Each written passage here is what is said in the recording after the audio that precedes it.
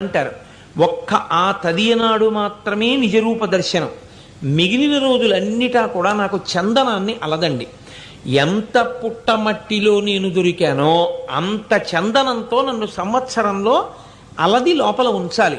ఒక్క వైశాఖ శుక్ల తృతీయ నాడు మాత్రం ఆ గంధమంతా ఒలిచేస్తే నా నిజరూప దర్శనాన్ని ప్రజలకి ఇస్తాను.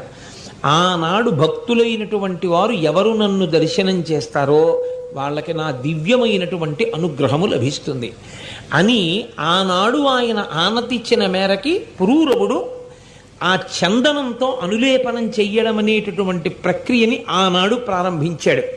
ఆనాడు ప్రారంభించినటువంటి ఆ ప్రక్రియ ఈనాటికి సింహాచల క్షేత్రంలో అలాగే కొనసాగుతుంది. అందుకే చందనంతో అలది గబుక్కుని దేవాలయంలో కడితే పెద్ద శివలింగం అన్నట్టుగా ఉంటాడు.